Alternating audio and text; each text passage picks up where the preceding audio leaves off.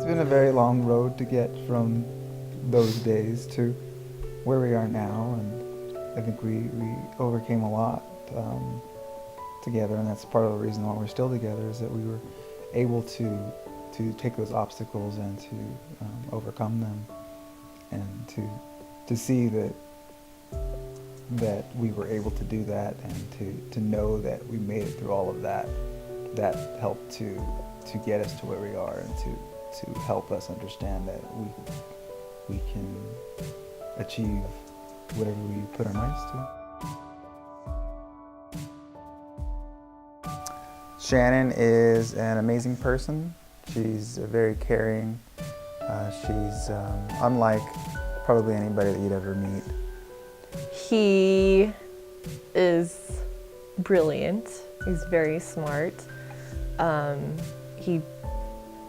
He challenges me in a good way to be a better person. It's always nice to have intelligent conversation, but at the same time to preserve that kind of like childlike innocence and perspective. She's very trusting, loyal, and she exudes this happiness that sort of envelops you when you're around her. You can feel it. It's just her sort of outlook on the entire world is very positive, and it tends to rub off on you. It's quite an amazing feeling. He's just very caring, and also very much fun to be around. People tell us that we're very alike, so that's one of the ways I believe that we're compatible. The time we met was in 2000. I was going to Citrus. She was going to Citrus. I was just sort of trying to figure out what I wanted to do and how I was going to get there. I was in the recording arts. In, I don't remember what day or month it was, but it was early on in 2000 when he began going there. We had classes in the music building, and so we also had breaks between classes at the same time. And so there was this one little lounge area with chairs and couches or something outside the main music classroom, and I was walking, I can still see it, like actually, I was walking eastward toward the hallway, and our lives intersected as a result of a friend introducing us. And I can't say we initially hit it off particularly well. I was like, oh, cool, nice to meet you. And I mean, I didn't really think anything of it because you know me, I'm friendly. Like okay, another friend. Like I said, it felt like like everything else didn't really matter. Like you could be yourself around her. You could say what you wanted.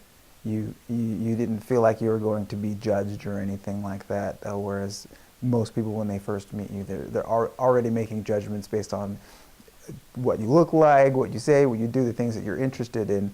She seemed to be genuinely interested in the things that you had to say, and so you would feel comfortable around her, whereas everybody else is so sort of introverted or more concerned about themselves, and she seems like she's more concerned about what you have to say and the things about you. So it feels very comforting to be around her. But what was really bizarre, I mean, we didn't really talk much, but what was really bizarre was I would take the bus home, and we had a similar route, but we were unaware of that at the time.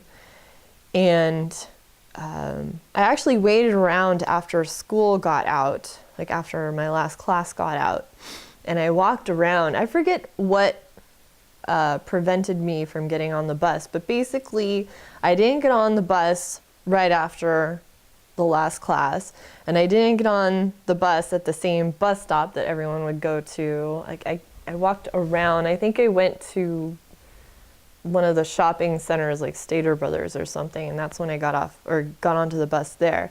And he was on the bus. Like this was an hour later. And it just totally blew him. Like, what are you doing here? And so we made it a huge joke after that I was stalking him, and I was going to follow him to his house, and he would suddenly find me in his living room. I carried around my guitar a lot, being in the music program, and I probably, played my guitar because I think every musician assumes that, girls, go crazy for the musician, so probably playing my guitar or showing off in some sort just to try to get her attention. What I noticed was, like, the days following our meeting, he would hang around me a lot. And I just saw him as a friend. I was like, oh, cool, I just met you.